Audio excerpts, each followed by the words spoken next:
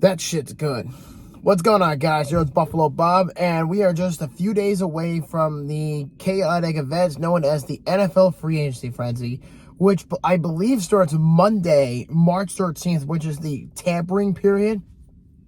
But the new NFL year doesn't come in officially until March 15th at 4 p.m. Eastern Standard Time. So what I want to do today is talk to you guys about some ideas that have been speculating around and some possible news. So I want to kind of make this an interesting vibe kind of video to make it relaxing and whatever.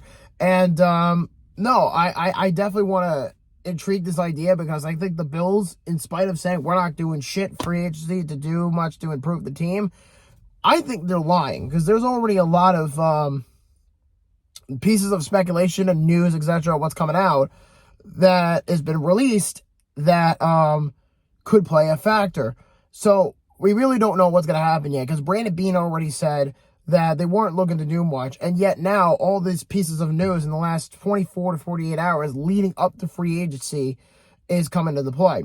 Probably the most biggest piece of news of all this, because everything else is just speculation, is Jordan Poyer and Tremaine Edmunds are both expected to be leaving the Bills in free agency to pursue other career opportunities. So my opinions on this are very straightforward. Neither one of them performed well in the playoffs. Edmunds has a different excuse. Edmunds is young enough to still be in his prime. He's only 24. So, and he came in as a 19-year-old to be drafted by the Bills back in 2018. So he's on the team now for at least another couple of days. And he's going to be leaving because he's asking for $15 to $17 million per year for within a 4-year deal. And I'm saying to myself, there is no chance in hell the Bills are going to be paying Edmunds. And I like the guy, but he's not consistent enough to be earning $17 million per year. It's just not going to happen. It's not even on the Bills for even. It's just not going to happen. And the guy, for one, has had some injury concerns, and he's been very inconsistent in several amount of games, as long as the rest of the defensive line. Outside of Von Miller and Matt Milano, everybody else has pretty much been shit.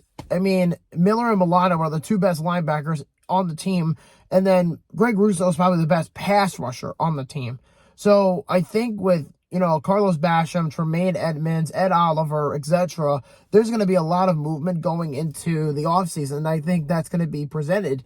So Poyer, like I said, Poyer is going to be leaving, and he's 32 years old. He's not going to be what he once was in Buffalo if they bring him back.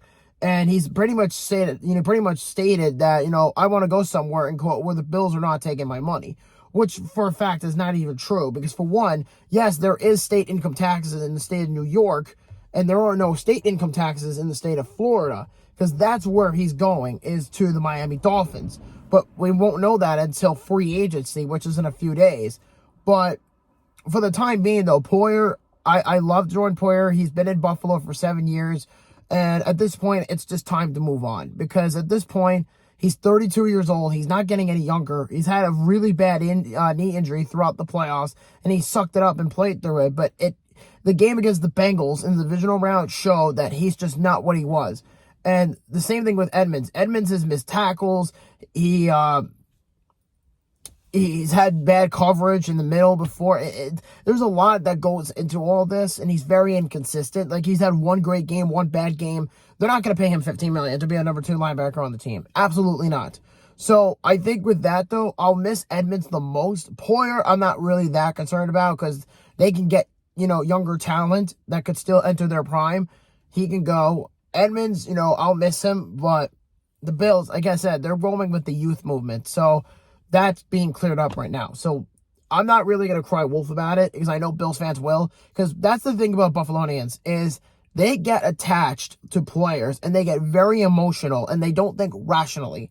Because at that point forward, you're saving yourself more cap by just releasing those two guys, letting them go in free agency. And I know it sucks to lose Edmunds, but again, you're not going to pay a guy, $17 million just to miss tackles. It's like paying, an NHL goalie as a backup, a good amount of money. Like the Florida Panthers are paying $7 million per year to Sergei Bobrovsky, and then Spencer Knight is making less money than that. So it's kind of that equivalent. But Again, there's plenty of linebackers are available. And I guarantee you that if the Bills make a big splash at linebacker in free agency, a lot of people are going to forget about Edmunds. Mark my words. The other one I want to talk about, and there's been a lot of trade rumors too that has been circling around lately, is from Pat Leonard from the New York Daily News. And he suggested, in quote, that the Giants have been poking around for a wide receiver. And the name that's come up the most lately in the last 48 hours, or 24 hours even, is Gabriel Davis. Now, Gabriel Davis is an interesting case because, for one, again, like Edmunds, he's very inconsistent. He makes those great catches in the playoffs in the divisional round 2 years ago against the Chiefs, which he was phenomenal. And then this past year, he's just very on and off. You know, he had that big 98-yard catch against the Steelers, and then he had that one great catch against the Rams in the beginning of the year last year, and so on and so forth. So, again, the Bills, you can't just throw to Stephon Diggs. You need someone to be the guy, in quotation, to take the weight off, because Diggs was pissed off all offseason, not about the team, but how it performed in the playoffs. So I think for Brandon Beane, his job is going to have to make a deal possibly for Gabriel Davis or whatever, because they've been talking very highly of him. They're saying, oh, they have all the faith in the world in him. Honestly, I don't. This is now his third year coming up. Yeah, his third or fourth year coming up, and the Giants need number one wide receivers. They need a number two wide receiver. There was talks of DeAndre Hopkins, who I want to get to in a bit. No, Davis, I'm open to it, because at this point, if you can get assets for him, I would do it, honestly. For another established wide receiver that's in the level of Diggs, do it. Because at the end of the day, the Bills are going to be going all in for wide receivers, and they need it. Because you can't have a guy on a team like Buffalo inconsistently making catches and passes and stuff like that and dropping them. Because you're basically making a case to be the next McCole Hardman, and he's leaving the Chiefs soon. So at the end of the day, business is business. It's nothing personal. But you know, if I'm the Bills, I would deeply look into trading Stephon Diggs, because, I mean, not Stephon Diggs, Gabriel Davis, excuse me. I would honestly look into, trading Gabriel Davis to the Giants and hope you can get what you get for him, and you're relieving cap, and you can also make a play for another handful of receivers. So let Davis go to another team, let's say the Giants. I've also heard the Arizona Cardinals, which is a very interesting one, because I have not heard much of Arizona, but definitely have heard the Giants. Arizona, there was speculation that the Cardinals are looking at Gabriel Davis just to fill in the void for DeAndre Hopkins, which to me is interesting, because DeAndre Hopkins is one of the best receivers in the league. And if you can somehow swing in a deal to get him for a guy like Gabe Davis, maybe like Davis in a fourth and a second for Hopkins in a seventh, I think that would be perfect. That, in my opinion, would be like the best trade scenario for a guy like Hopkins. I know that some people will say, well, where's the first round pick? You're giving up Davis, you're giving up a second round pick, and you're giving up a fifth. And then you would get a seventh in return as compensation, and DeAndre Hopkins. And again, DeAndre Hopkins is the highest paid player in the league that's not a quarterback. I think he's making like $95 million, and he's already burnt 2 years of his deal. So there you go. And Arizona's not going anywhere anytime soon. So D-Hop is wasting his career in Arizona. Go to a real team like Buffalo or Kansas City or Cincinnati or even a team like Dallas. There's going to be plenty of teams that are going to want his service. That's for sure. And no, it's going to get very interesting from here on out, because the other piece of news that came out as well is the Bills recently had dinner with Texas running back Bijan Robinson, who was projected to go into the first round in this year's upcoming NFL draft in April. The Bills have the 27th pick, and there's a possibility that the Bills might end up getting Bijan Robinson in the draft if they somehow stick with what they have or trade up in the draft. We really don't know. But the Bills, because there's been a lot of talk about the Bills making changes in the running back position, which honestly, I'm completely on board with that, because I like Nyheim Hines, but he's not being used properly. If anything, he's got two options. Either he wants to stay with the team and they can restructure his contract, or they have to cut him, because there's no chance in hell that Nyheim Hines is going to be staying on the team and not being used. So take your pick. You could stay, take a pay cut, or you can get released. There's two options here. Because the Bills are right now getting shed some salary. And Yeah, so Bijan Robinson had been brought up as a possible candidate with being drafted in the first round by the Bills. And some people will say, oh, I'm against drafting a running back in the first round. Well, if you do that, because the Bills made this mistake last year with Breece Hall. Breece Hall was available in the second round, and the Bills had a chance to take him in the first round, and instead they passed up on him and they took Kyer Elam. So really, the Jets were also really bad in that situation. So the Jets also were one of the worst teams in the league, and they took Breece Hall right off the bat. And he's a budding superstar for the Jets. If it weren't for his torn ACL, he would have been Offensive Rookie of the Year for sure. And he would have been an elite running back. And that's coming from a Bills fan. No, but Breece Hall would have been great on the Bills. But they're going to go for it this year, hopefully, for Bijan Robinson, unless they have another idea in place, which I really don't know, because there's plenty of theories going around about what they're going to do. So they're probably going to restructure the contract for Nyheim Hines if he chooses to stay, or they're going to cut him. I really don't know. And then, of course, and I said before, they had dinner with Bijan Robinson, and they might take him at 27 or might even trade up to take him. But the bottom line is the Bills have to correct some few things, because they're going to probably let Singletary go. Nyheim Hines, I already mentioned that. James Cook is going to be staying for sure. Cook is on the team for another 3 years before he can make his own decisions. But James Cook has a ton of potential, and I don't think the Bills want to let him go. And again, he's turning, 23, 24 later this year. So he's a young kid. So James Cook is going to be part of the process moving forward. And the other one that I want to discuss as well is the Bills, and it's not official yet, but they're going to make an announcement on it pretty soon, is the Buffalo Bills are going to be restructuring the contracts of Josh Allen and Von Miller. These two guys make up for the majority of their cap. Same with Stephon Diggs, but Allen eats the majority of the cap. So the reports are with Miller and Diggs, those two guys, they're probably going to be making an estimate of like $32 million combined. So with those two guys, that's how much money the Bills could free up at $32 million. And there'll be $16 million under the cap if they were able to restructure the contracts, which people are saying that's expected.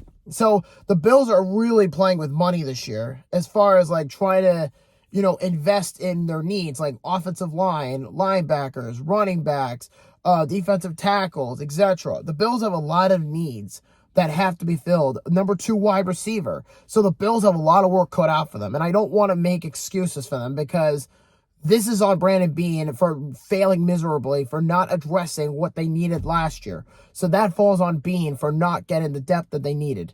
So now, because they're going to restructure the contracts of Diggs and Miller, this leaves the door wide open for one more story I want to talk about. And that is the possibility of the Bills making not one, but 2, count that, 2 big blockbuster trades. And they both revolve around the Tennessee Titans. And the rumor that's been going around is the Titans are going to trade Derrick Henry, and they've made him available for trade. So the question then becomes, what do you give up for Derrick Henry? Well, betting odds are, and MGM or like all the other gambling sites have all said, in quote, that the Bills are the leading favorites to get Tennessee Titans running back Derrick Henry. Now, King Henry's a fucking beast. There's no question about that. But there are some pros and there are some cons in this as well. And I'm going to get to that in a little bit. And the other player that's been brought up as well, because the Titans are at this point going to blow it up. They're going to blow up the core, and then they're going to go into a full-on scale rebuild, because it's just not working in Nashville. It's just not. So the Titans not only are trying to get rid of Derrick Henry, but there's also been a picture roaming around with Daquan Jones hanging out with Pro Bowl defensive tackle Jeffrey Simmons. Now, Jeffrey Simmons would be a huge upgrade in the pass rushing unit, because, for one, the Bills don't have that interior pass rusher outside of Von Miller and Greg Rousseau and Matt Milano. They need more firepower. And I think getting a guy like Jeffrey Simmons would be huge. It is a huge gamble. So unless otherwise, the Titans are going to demand too much, then I would just say do Jeffrey Simmons in a separate deal. Because at the end of the day, if you're able to land both of them in a package deal, that's huge. But the question is, what would the trade proposal look like? Well, I would assume, because if the Bills see something differently, because I'm not in favor of giving up a first-round pick for a running back or a defensive tackle. Because trading first-round picks in the NFL are a massive overpay, because that's what the Dolphins did for Bradley Chubb. And they paid him like he was Von Miller, which is nowhere near comparable. However, based on that, though, the Bills, I would suggest, if they're not going to get Bijan Robinson and they're sold on the idea of getting Derrick Henry, I would trade 2 first-round picks, this year's first and next year's first. I would also trade Ed Oliver in this deal as well, because there's been talk that he's being demanded of how much money he wants. So I would say, if the Bills want to get Jeffrey Simmons, you put Ed Oliver in the deal. And then I would also throw in a 3rd rounder in 2025, and I would also throw in a 2nd in 2024, and then another 4th round pick in 2023 for Jeffrey Simmons and Derrick Henry. That 1st round pick goes into play for Simmons. The other picks can be in play for Derrick Henry. Because, again, teams overpay big time for 1st round picks. Like, the Eagles traded a 1st round pick for A.J. Brown. That worked out in their favor. They went to the Super Bowl. Bradley Chubb, 1st round pick for Bradley Chubb to the Dolphins. The Broncos trading a 1st round pick for Sean Payton, which is rare for a coach to be traded. You know, and things like that and Stephon Diggs, the Bills a few years ago trading a 1st round pick for Stephon Diggs. So again, making a gamble like this is absolutely risky, because there are pros and there are cons on both sides of the ball. The con is that if Henry were to somehow come to the Bills, would he agree to an extension? Because that's going to be a big factor, because Derrick Henry is not a free agent until 2024. So if the Titans trade him now to Buffalo or to any other team like Kansas City or Dallas, or just to name a few, or any other team that can use a running back, because the Bills are one of those teams that can use a running back. And Derrick Henry is a gigantic human being. And for his size, he would be a great compliment. However, his contract is very, very large. I think he's making about $13 million, $14 million per year with the Titans. And on top of all that, like I said before, he's a UFA in 2024. And he's also going to be 30 years old next January. And running backs usually tend to slow down by the time they're in their 30s. And that's also cause of injuries and possibly arthritis. That's what happened to Todd Gurley. Running backs, I think, for a guy like Derrick Henry, you know, I think is a huge gamble. But there's plenty left in the tank. And I think if the Bills are going to make a move for Henry, don't give up a 1st round pick. But I would be willing to give up one for Jeffrey Simmons, because Simmons is only in his mid-20s. So he's in his prime. So I think with that, Jeffrey Simmons and with Von Miller and Daquan Jones and Gregory Rousseau, I think those 4 guys, if he were to come to the Bills, would be a huge contributor. And on top of all that, the Bills would also have control of his contract for another year and a half. So, again, it's not even a guarantee that the Titans are giving Jeffrey Simmons a 5th-year extension. If they give him a 5th-year option, then yes, the Titans are going to keep Jeffrey Simmons. But if they don't give it to him and the Bills are entertaining the idea of trading for both of them, then it's going to cost a lot. I would certainly say that, like I said, the Bills, they have to be very careful with who they associate with and who they give up assets for. Because again, I would love to have Derrick Henry, but King Henry is 30 years old. He's got a big contract, and he's a free agent in 2024. And it's not a guarantee that he resigns. So there's a lot of moving parts of this deal as well. The same could be said for Jeffrey Simmons, except with Jeffrey Simmons, it's a little more doable because he's still on a rookie contract, and they can also pay him what he wants, depending on if the Titans go into rebuilding modes. I don't think Jeffrey Simmons or Derrick Henry want to waste their careers on a team that's rebuilding. That's like, why? Why do you want to do that? So maybe that's what this is about, because the Titans, like I said, they already blew up half of their core. They blew out Taylor Lewan, Zach Cunningham. Today, they just cut Ben Jones. They cut Robert Woods. They might trade Jeffrey Simmons and Derrick Henry. So there's a lot of moving parts with the Bills, and I'm very interested how this all plays out. So with that being said, I'll talk to you guys later, and let me know in the comment section down below, what do you think? Do you think the Bills are going to trade for Derrick Henry? Do you think they're going to draft Bijan Robinson? Do you think that Gabriel Davis should be going to Arizona as part of a deal for Hopkins? Let me know. I'm interested in what you guys have to say, and I'll talk to you guys later.